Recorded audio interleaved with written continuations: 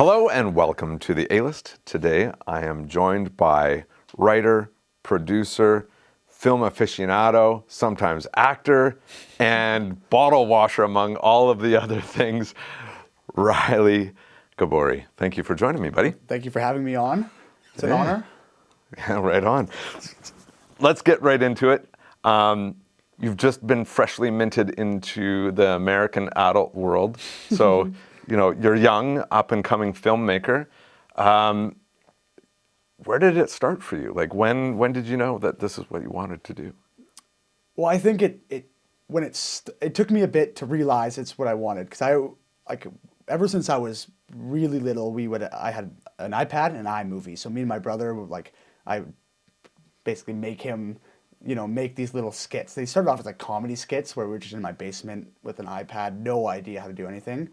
And then it just kind of I got into it more, and I wanted to make the skits bigger and bigger and bigger until eventually we were I don't want to call them full-fledged movies, but I was shot listing, I was writing scripts, and not even out of, it sounds terrible, not even like a love for writing, but a love for making movies. I just wanted to make something, and I had no other way to do it other than write it.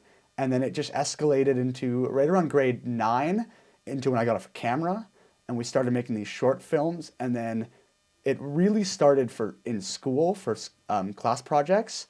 I didn't want to write an essay. I didn't want to make a diagram. I was like, I'll just make a movie, right? Like I could do that. And then they kind of got I call them little screenings because we had to show them from the class, right? So our teacher would buy us cake and popcorn, and we would just show them in front of the class, and it was on a minuscule level, but it felt like a movie premiere. Everyone in the school knew what we were doing, and we let everyone know, and everyone was excited for when it came out. So, and I think it started on watching movies. I always loved watching movies, so it just grew from that, right? So you found a way to convince your teachers to say, you don't have to do an essay, you can do a film project? Oh yeah.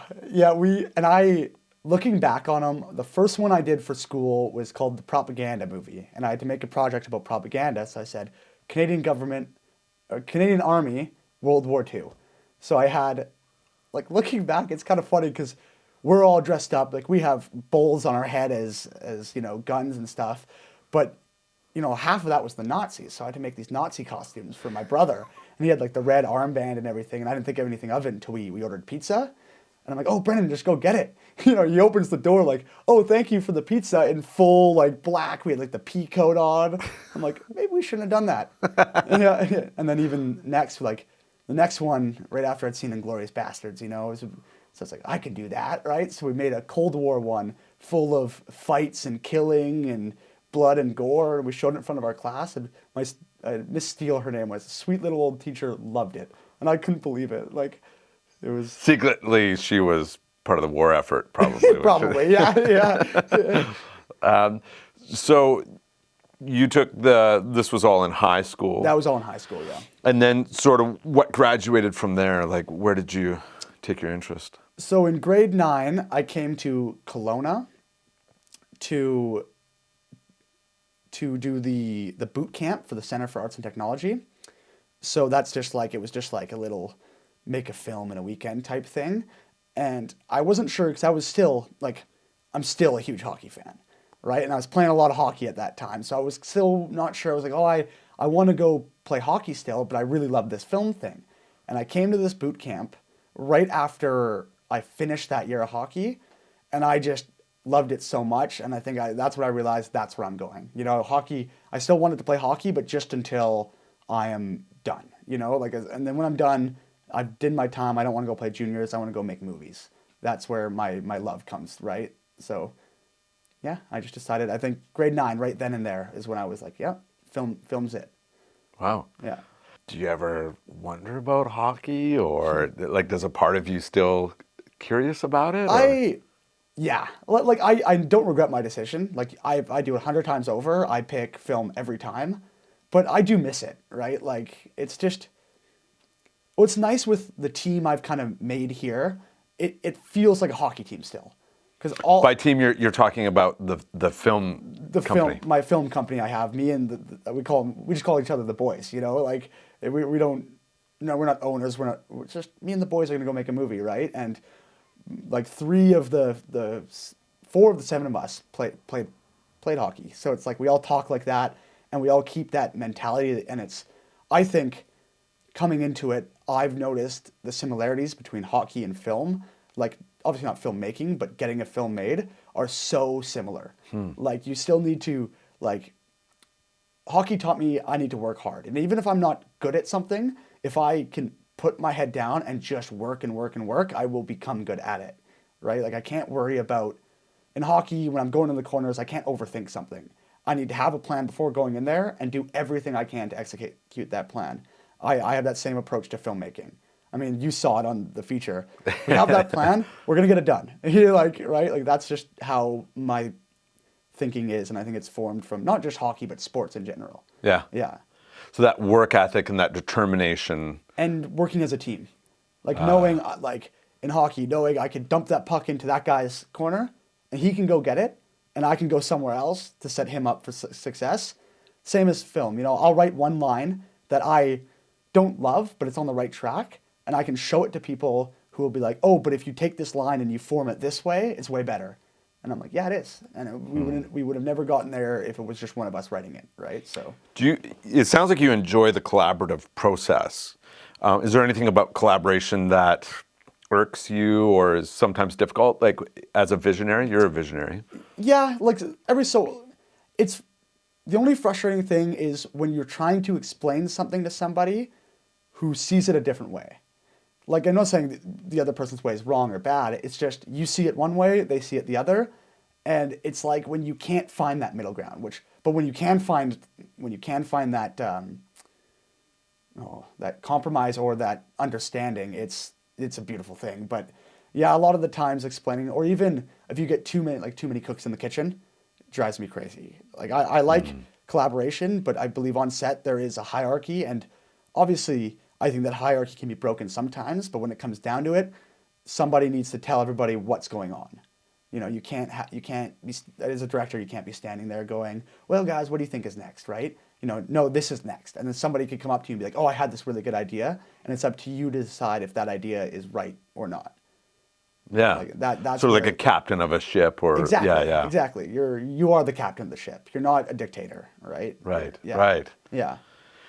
So something that I feel is really unique is that you and, you know, as you've said, the boys are all graduates of the same program, film program located in Kelowna, Okanagan, British Columbia.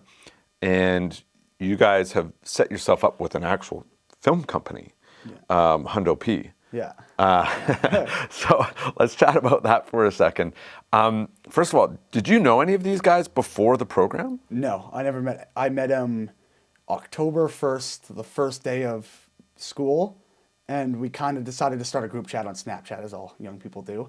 And I was like, yeah, I don't know anybody in Kelowna. Sure, like, I'd moved to Kelowna a month before, right? Left Prince George behind, so I was like, yeah, I'll start it. And then we just kind of started hanging out, and within 3 months, I was living with Alex.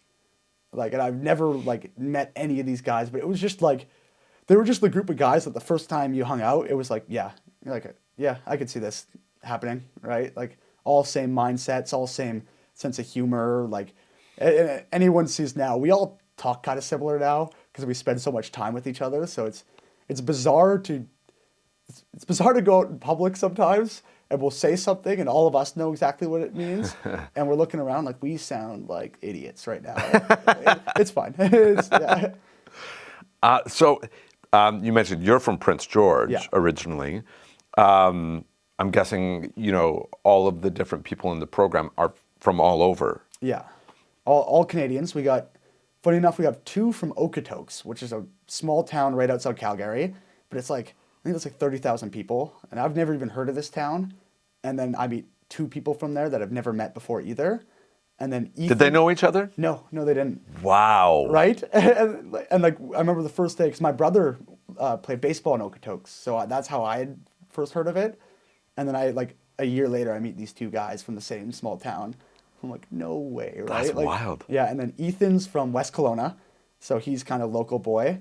And then Keegan's from Kamloops, and Ryan's from the Kootenays, and then Connor's from a an even smaller town. I can't remember what he's gonna be mad at me. Can't remember exactly what the town is, but it's like it's a farm town outside of Calgary, right? So we got a little bit of everything. Yeah. Oh, that's great. Yeah.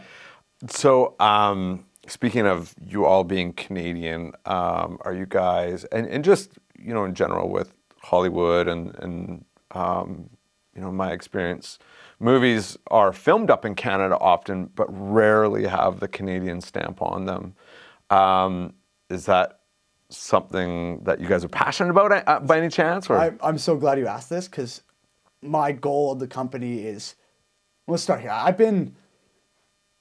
I think, like, I love the Canadian filmmakers like Villeneuve and Cronenberg, but I feel like I don't want to say let Canada down because I love all their movies, right? I think they're geniuses in their own right, but they always go somewhere else. They never, it's like, you never get to see Canada for Canada. Yeah. Like that's the big thing we've been writing a lot of scripts recently, and I just want to keep them in Canada. Like, it doesn't have to be about Canada, but it's these events are happening to Canadians in Canadian cities, because it's just that different side of like Hollywood you would never see. Yeah. They're ever set American. They act like Americans. Everything's American, or Europeans, which is good to see them getting, like, especially with some of their movies becoming bigger at Oscars, and some of their horror movies coming out of there are really cool. So it's nice to see that. But you don't see that coming out of Canada. So I really want to put Canada on the map and stay in Canada for as long as I can, making films showing places like Prince George, like Okotoks, these places that would never get put on camera. So that's been very, very important to us recently. Have you seen Bon Cop, Bad Cop? I haven't yet. I heard that's one of the better Canadian movies. And so. it really taps it on the nose in terms of, enveloping both French Canadian and Anglo. Oh, that's a really interesting take. Yeah, it's really, really cool. You'll have to check it out. Yeah, I will. Getting back to your company, what year? You said October 1st. You guys started in film school. What year was that? 2020. 2020. Yeah. So, 2020. You're 18 when you joined the program. 18. Yeah. Okay. Yeah. And I'm guessing most of the guys that you've mentioned are in around the same age, aren't they? Yes, close. Because Ethan's the same age. He's an 02, like I am. Alex and I think Connor's an 02 too. 02 too. And then we had 2 01s, and then Jacob's a 98, and he likes to let us know that he's born in the 90s. Oh, wow. Yeah. So yeah. Yeah, so we're all in the 4 years of each other. Yeah. Hundo P. So you guys decide to form this company. Where does the name come from? Okay, this is the best story, I think, is we had made Final Cut, which is a 48-hour project for a school, but HorrorFest was coming up. And we wanted to have a production company name on HorrorFest, and we couldn't come up with a name. But we would always say on set, we'd be like, how, it's like, you sure? Hundo P. Like, I'm 100% sure I'm Hundo P. And I just got it. Yeah, I just thought, it's a dumb enough name that look like on paper, like on screen, it looks good enough, right? But when you say it, it just sounds funny, but you will always remember that name. Yeah. It's Hundo P, right? Like That's a great name. Yeah, I think it's like every time we tell it people, we get a chuckle, and I'm like, you're gonna remember that, right? So it's like that's all we needed to do. So well, and I mean, it's the way you guys are talked about in different rooms when you're not around. It's the Hundo P guys or the Hundo P boys. And yeah, I heard I like the Hundo P boys. Yeah, I like that a lot. Yeah. It's something that you don't get to create your own nicknames, and you don't get to create your own, I was going to say infamy, but I think has a negative connotation, but you know what I'm saying. Yeah. We'll settle for infamy. I like infamy. Yeah. What's the goal with the company? Like you've talked about making some Canadian films. It sounded like a very personal one for you, but what's Hundo P doing over the next year, 5 years kind of thing? Are you guys... So right now, we're obviously ads is a big thing, getting into commercials just to fund our projects. But our goal, which we have been working like constantly on right now, is getting movies that we want to make made by us. So we don't have like, so obviously we're limited in budget and everything. We don't want to be limited creatively. There we go. Yeah, filmmaking. Yeah, we just want to make movies. Is basically it, and we want to. Like, obviously, we all have stories we want to tell, and like each of us, all coming from different backgrounds, have these intimate stories that we want to put on the screen. But right now, we're working together to make those happen with all of our visions, and it's fun to see, like, because we all have different tastes in movies, obviously, like very similar tastes, but we all have the ones where we're like, oh, you like that movie? So it's cool to see all of these tastes kind of come into one movie, and if we could just keep making short films for right now, for that'd be our 1-year plan. We want to make 5 short films this year, which is a lot, but we're pushing, and then we want to take that beginning of next year, make a bigger short film, so like something like 45 minutes right on there, to gear us up for our own feature film is the goal, and that's where we want to submit to festivals and just get it seen. So we want to be seen, if you want to sum it up. Hundo, man. Yeah. Hundo. I gotta ask you some story questions. Let's do it. So, have you had a chance to work with anybody famous yet, or anybody that the audience might know? Yes, actually. I just acted on a short film. I'll get to one more after that the audience will definitely know, but we'll go to this one first because it's shorter. I just acted in a feature film last weekend, and it was just like one last final scene. It was a pickup, like 2 scenes, and then they're done the movie, right? But it's like 2 years after they filmed it. But the lead actor in this movie, or one of the leads, I don't think he's top billed, but he's one of the leads, played Mark from The Room. No. Yeah, so like, oh, hi, Mark. He's Mark. Yeah, I couldn't believe it when I saw the movie. I was like, hey. And all the crew, that they had made 2 movies called Best Friends, which is written by Tommy Wiseau and Mark, and Greg Sestero's name, but and they had worked with them, so they directed Tommy Wiseau and Greg Sestero, and they have some funny stories there. But it's pretty funny. Like, So was your day on set? Were you working with him? No. That's not quite there. No. Yeah. Yeah. So you said you had another story as well. So everyone will know you. Oh yeah. Right. Yeah. Worked with you on a project, on a very ambitious project this summer, which I said, I don't think anything could have taught me as much as shooting that feature film did. Yeah, let's talk a little bit about that. So, you and I met on the set of Ninja, wasn't it? Ninja Chronicles, yeah. Okay.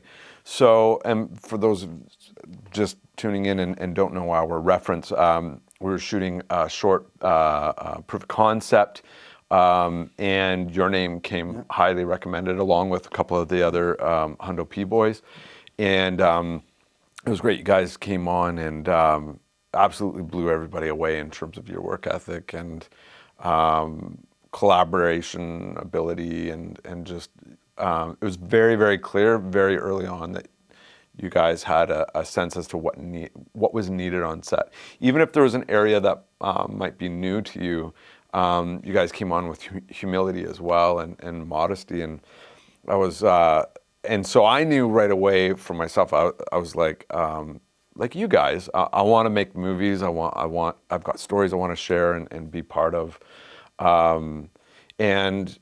In the filmmaking world, especially in Kelowna, we're not in Hollywood, we're not in Vancouver, Toronto, New York.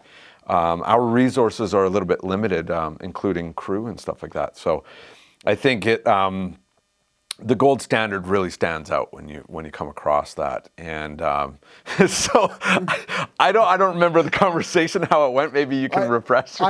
This is a fun story, actually. I don't think I told you this, because you had called me because I had the hard drive because I was dumping footage. You were doing the DIT on yeah, that. And I had to take it home because it was 4K footage and we need to get out of the location. So I was like, I'll just take it home, dump it there.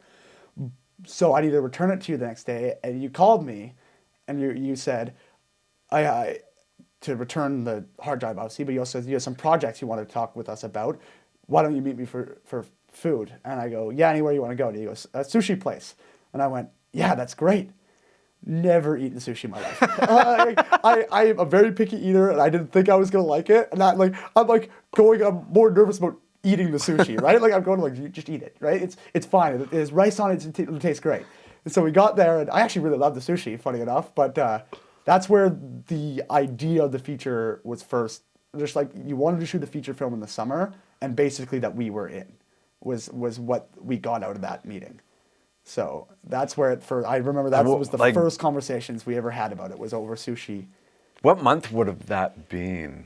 It would have been, oh God, it would have been, what we would have filmed. It had to have been really late spring, because I think Ninja was filmed in May. Yeah, it was after that. It was, I think, in May. June. Was it May? It was May or June, because I would have went to America in June. And it was after that. So you guys had started writing ideas. You and Jacob went on the trip. Yeah, and we called regularly on the trip. Right, and yeah. we were having little meetings. So that was the beginning of it. Yeah. So in July we started conceptualizing.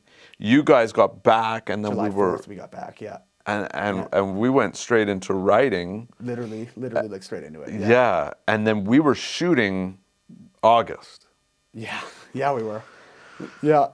Cast and that was crazy. Right. So speaking of crazy, that was nuts. There's a few things that definitely are story worthy. Oh yeah. In that process. So what's yeah? Well, let's start with first day on set. We came here leading up almost 2, 3, sometimes 4 times a week. To produce, write, and when we're not, we were sending emails, doing that at home, and we were sharing scripts, and then we obviously run into the normal roadblocks there, right? Like of course there's gonna be roadblocks, but we got it figured out, and I actually had gone home the weekend before shooting, and then I'd come back the day before shooting, and then before it even shoots, we were back here. I had to work that night, but we were getting stuff ready, and we load up me and Ethan's car. We pull out of the school parking lot, Ethan's car breaks down. It's done. Right. Like he had enough juice to get it to the parking lot, but like it was making not right noises, right? And then finally we worked it out. We got all the gear out there. First day on set. Wake up, I'm like, it's gonna be a great day. Right? So we're gonna do this. All like the biggest crew, like we had the crew, we had obviously the helping hands, and then we had actors, but it was all kid actors, so we had all their parents as well. So we had the main cast, all the background, all the parents, all like the makeup, the PAs, the crew, which is the biggest crew I've ever directed. And we're figuring out, and I go and I'm in the motorhome because we were camping out there, talking to the actors about something. Ethan knocks on my door, and he goes, "Riley, the septic tank to the other trailer exploded." And I look up and I laugh and I go, "Fuck off." Right? And I just go, keep talking. And he goes, "Riley, it exploded." And I'm like, "Ethan, this isn't funny, right?" And I just go, and I'm like, "Oh my God, it smells like just shit." Like it's right where everyone's sitting and they're all getting up and running. And I gotta get out there and be like, "All right, everybody, we're gonna move over here, then we're gonna get filming." But man, that was like, to gear us up for a shoot, what a start. We hadn't even shot anything, and it's like, that happened. It's like, awesome. But then we got rolling. And once we got rolling, we didn't stop, which was good. Yeah. Yeah, if we had stopped, it would have been tough. Yeah.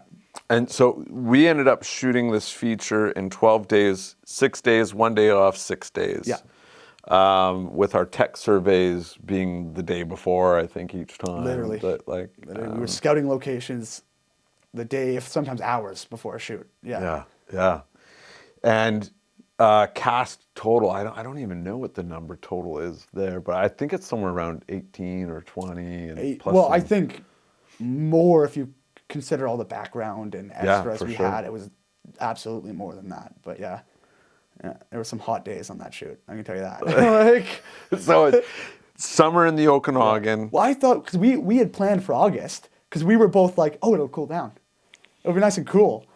Nope. 40 degrees some days in a field. It was crazy. It was wild. It was wild. And all of the to be expected barriers and roadblocks that come up in filming, like budget and time issues and equipment and that. And just the doability of some things. But it's like, there's no better, like, somebody could tell me that, and I would go, yeah, absolutely. But I'll never fully understand that until it happens. And it did happen. And it was just like, oh, we got to get around it. We need to get this thing shot, right? Like, that's just so, it was almost like another, because I'd just come out of film school, like March before that. And then it's like, we did a few of our own short films that, like, we knew we could do, right? So it was cool to just try something outside of our comfort zone and get it done and get beat up by it, but got it done, right? So it was a huge learning thing for me anyway. That's how I looked at it. I was excited, terrified and excited every day on set. Yeah. Any regrets? Well, I think about the actual shooting, more pre-production. But like if you asked me to do it, like if I go back in time, knowing how it was going to pan out, you could ask me to do it again, I'd probably say yes. Just because cool. I needed to learn that in that moment, right? Like, yeah, there's something about learning on the day, right? Yeah. Like you can't substitute actual experience. No. What's been cool about getting to know you and chatting with you is I would describe you as not just a filmmaker, but you're a little bit of a cinephile too. Absolutely. And there's something that in having discussion with you, it pulls out different ways of looking at things. Who's your biggest influences?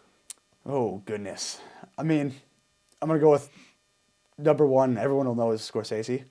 I think not even for, I just love that you can, first frame a Scorsese movie, it's a Scorsese movie. But like, I don't even want to make movies like him, but he has done everything he could to make movies. Like, I don't know, like he came out of film school in New York and then just did it himself. And he was really one of the first people to do that. So I have respect for him for that. And I think right now, maybe not right now, but as of a few years ago, he was the greatest filmmaker on planet Earth alive anyway.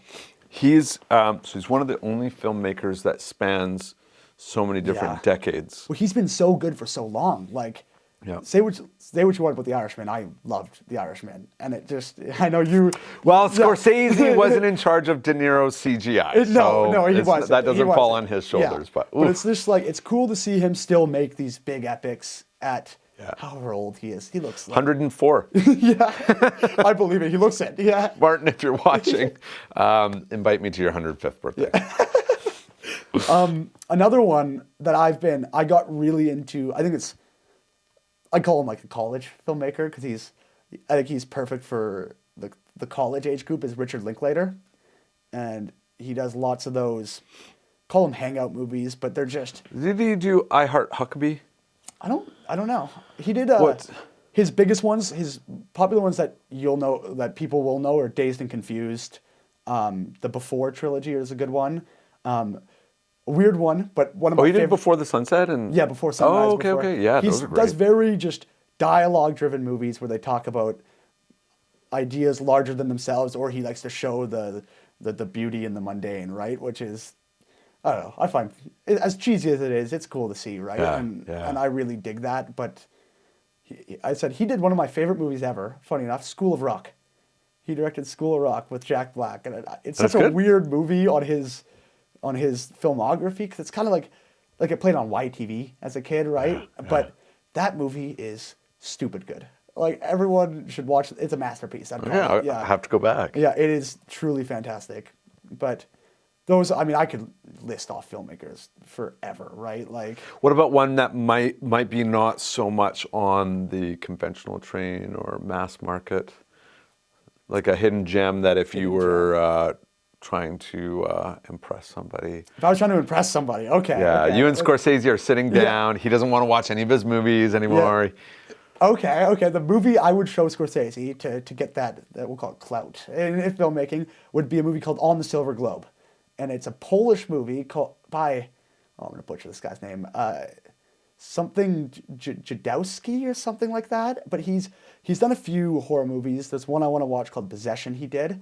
But this movie, On the Silver Globe, was made in the 80s, and it's it's got to be one of the first found footage movies ever. Oh. Although it's not entirely found footage, but it's about these astronauts that crash land on another planet. They get stranded, but they record everything with their space helmets, and then it gets sent back to Earth to two other astronauts who go back and find out that they've started a civilization, and they become messiahs because they come from the stars, right? They come from, and like the generations, they age way faster, so they've gone through like 4 or 5, 6, 7 generations by the time they show up, right? And it's all told it's very Polish, very poetic, and it's a very original movie. And my favorite part is it's actually incomplete because the Soviet, like the communists, came in and shut him down. So he had to there's whole sections of the movies that are just voiceover because he couldn't film them because he wasn't allowed to because he got shut down. They were gonna imprison him. He had to flee the country or something. Yeah. Where did you discover this filmmaker? Where did you find this movie? My buddy actually found it on almost like a pirating service, funny enough. But it was there's 4 movies. Like Solaris is one of them on there, which is oh no. Don't ask me. It's Tarkovsky. There we go. Oh, Tarkovsky. Yeah. So he did that, but this one was just kind of sitting on there. And he just threw it on one night, and he texted me the day after and was like, Riley, you got to watch this movie.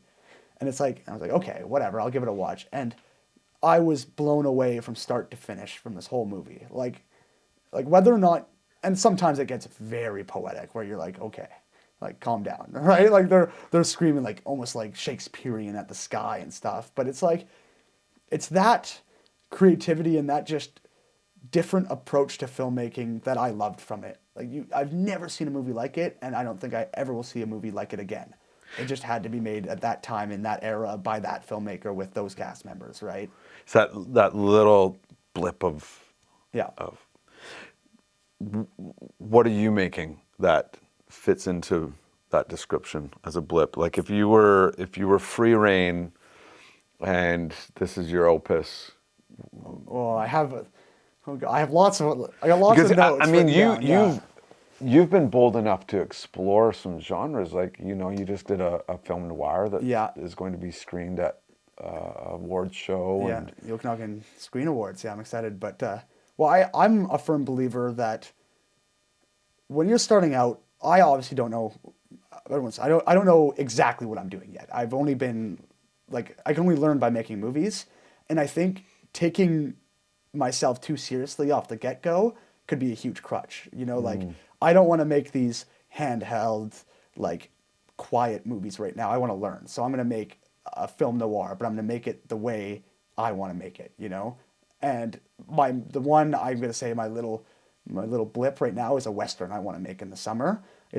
I've got it planned out, but it's just a Western, but it's a bit different. It's just my Western, it'll still have the conventional Western shots and stuff in there, but with the little bit of Riley Gaboury sprinkled on top, right? I think that's important just to try right now. Filmmakers have an ego. You gotta let that show on screen. Yeah. Yeah. All the great ones have, and Kubrick has the biggest ego of them all, and he's considered the greatest filmmaker ever. So you need to have that, but you also need to remain humble. I have no idea what I'm doing. Anything could go wrong at any second, and I need to rely on people to help me make that. And I need to know that I'm not this big shot. I'm making short films in Kelowna, right? And I want to have that feel to it still. Yeah. Wow, very, very well said, and I'm going to borrow that. Good. It's going to be my answer and mine next. That's good. Borrowing answers is the best thing possible. That's it. Well, I was listening to an interview with Tarantino, who's a big advocate to get out there and just do it. Yeah. And he probably was inspired by Scorsese in this. Absolutely, yeah. And he's really pushes to say you do need that fingerprint on there. Otherwise, how do we know it's you? And there's no mistake that you're watching a Tarantino movie when you're watching a Tarantino movie, and right? Talk about another guy with big ego. I love Tarantino, but that guy's. He talks with ego. Oh yeah, and but especially as a film director, you need to have that. Even Scorsese has that. It's you can't tell when you're talking to him, but you can tell when he watches movies. Right. Right. I heard a story where he pulled a gun on the guy on a producer because they wanted to make Taxi Driver NC-17, and he wanted to keep it R, right? And he used like cut scenes to make it R, and he pulled the gun on him and said no. I don't know how true that story is, but like I'm gonna borrow it. yeah, that takes an ego to be able like to be your first big movie. You make Mean Streets and you're like, no, I can pull a gun on people now, right? And he made Taxi Driver because of it, right? So you can't really argue. Like, yeah, it's true. I think part of what you're touching on, correct me if I'm wrong, but the person I think that needs to have the biggest belief in the vision is the director, because they are in control of the vision. And sometimes deviations from that completely kill the vision altogether. Sometimes there's a compromise, of course, that is that you can still make something that has all of that there. And certainly filmmaking it's about figuring out how to make concessions, because like Ride of the Night, you're going to come up against things that just make the day not work, and you still have to get the day done. You need to find a way around it. Yeah. Well, I agree. Like the director needs to be the one with the vision, but I'm a big fan of what I call them stacking ideas, right? Like, I see it a lot when I write with the boys, but it comes in the best, and I want to say it's a beautiful thing when it happens on set, is when I'm lining up a shot, and Alex can see my shot and be like, oh, wouldn't it be cool if he did this? And then Ethan will come in and add this onto that, right? And it's like, yes, that's what I want. Like my job as the director, I think, is we're all creative people, right? I'm the one to push the vision, and then I know my shot list works. I know if we make what I have on paper, it will work. But to make it a 100p project, those guys will come in, or like when Alex is directing, I'll come in, or when whoever's like, they need to be able to pick the ideas that they want to keep from the crew, because you can't do them all, which is sad. As much as you want to, I know. You can't do them all. But it's like those best ideas are what make a movie great, in my mind. Like the little accidents, the little of the what ifs, right? I like the what ifs. One of my favorite shots, and I think there's probably a few other people that would agree, is the way Harold's death ends up in Ride of the Night. Yeah. And that was, I wasn't actually physically on set. Is that when he gets hit? Do you know whose idea that was? Jeremy's, Our right? scripty. Right. Jeremy or scripty. We were standing there. We had like lit it, and we weren't really sure how it was going to block. And Jeremy just came in and just said, leave it in the wide. Have him walk in, have the thing come down. And It's fantastic. I was like, Jeremy, buddy, like that's absolutely what we're doing, right? We'll show you a little clip. Yeah. Watch this. Melna?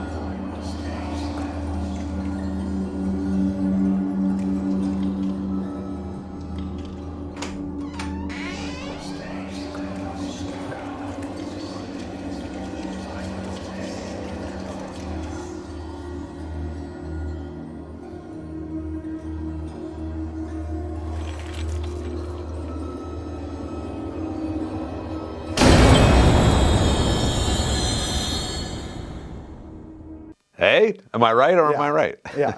We were super excited about that when that happened. And it really, really turned out great. We've just rescored the whole thing, so I'm still watching it like a lot. So, yeah. Okay, I've got some fun sort of questions for you. We talked about your influences. I want to give you 10 seconds. Every guest gets this, and you're gonna rattle off 5 top movies that get to make it from today for the rest of time. Every other movie is wiped off from Planet history. Earth. Yep, totally. So And I just got to ring them off. got to ring them off. And I'm gonna count them boy. up. So cue music and. Okay, Back to the Future is my number 1. Let's go. Let's go The Godfather, because it's fucking Godfather. Like, I want to go School of Rock. I'm in a hockey mood. Let's go Slap Shot. One more. It's got to be something pretentious. Come on. Or Scorsese. We'll go On the Silver Glove. Why not? Why not? Of course, so it was brought up. Yeah, That was well done. Yeah, I'm sure that list. Oh, but then you could add There's so many people. Yeah, I'm gonna were beat gonna myself say? up if I don't say it. Another one, I think one of the greatest, most overlooked filmmakers is Brian De Palma. Nobody has more fun with the camera, with the edit, with the music, with the split screen, with the split diopters than Brian De Palma does. What's one of his more known movies? Carrie, Blowout, the first Mission Impossible. But Blowout is his masterpiece. That movie is fucking fantastic. Like, but I just watched one the other day. It was called Sisters, where a murder happens, and in split screen it shows the murder scene, them trying to clean up the murder scene to get away with it, and the cops walking up through their apartment building trying to get there. Simultaneously. Yeah, and it's just in split screen yeah. for Ooh. like just stuff like that. Do. Oh yeah. Yeah. It's like made in the 70s, and like most movies in the 70s I'll have respect for, but they're made in the 70s. Like as much as that pains me to say, they like horror movies then don't really hit as hard as the horror movies now, just because they've been done again. Yeah. Right? Yeah. They're not new anymore. But man, that movie had me like oh shit. Yeah. I'm gonna get to that. I'll say this point right now. Speaking of horror movies and things being redone, it is, as a filmmaker, it is my goal to make something in the top 5 scariest movies ever made. Yeah. And I think we should maybe think about collaborating on that. It's gotta the look thing. at my It's list. funny that because I find myself going back to horror a lot. Like even in school, we did a lot of horrors. Obviously, I shot horror with you, and it's like I never liked horror movies growing up because I was so scared of them, right? And I just started liking them kind of in my grade 12 year. And then I just started, even in high school, a lot of the movies I made were horror movies. And I don't know like why. I think it's because you get so much room to play with the camera in a horror movie. And like that's the appeal to it to me. But that's like, to make one of the scariest movies ever would be better than an Oscar. Just to watch people scream and like having to leave your theater. I had somebody on. We were talking about The Exorcist and the lore that followed it. When I was born in '79, and then was aware of movies. Let's say at the age of 4 or 5. It was after that talking about The Exorcist with my mom came in, and it was made in '73. So over a decade later, it still had this effect. And that's one of the ones that is still bloody scary. It still works. It Oh, still yeah. works. Final question, because we're 1 minute left on our footage. What advice would you give to your younger self, or to any young filmmaker out there? I think this is advice I'll give myself last year going through film school, and any young is, you have no idea what you're doing. Don't take yourself so seriously. You're not a poet. You're not or you are an artist, but you shouldn't consider yourself an artist. I'm just making movies. I want to make the movies I want to make, and let other people call it art. That's what I found. Because in high school, I didn't have any budget. I was running around with my friends making movies, and on the past few movies I've made, that's what it's felt like again. And they've been the best movies we've made yet. And it's like, you need to keep that mentality up. You're not, don't take yourself too seriously. Let other people call you a genius, like that's what all the greats do. None of them call themselves a genius. Well, they might, but Tarantino probably does. Tarantino probably does. Yeah. He has it written right over every yeah. morning. He's like, "You are a genius" in his mirror. But no. I think just make what you want to make. That's it. That's great. That's it. Well, dude, it's a true honor, and I'm glad that I've had the chance to work with you. I hope we get to work on some projects in the future together, and I'm really, really excited to see kind of what comes out. I think more than just Canada is going to know who Riley Gaboury is in the future. That'd be cool. Thank you so much for having me. Thanks, buddy. Thanks for coming. Stay tuned for I Don't Know What.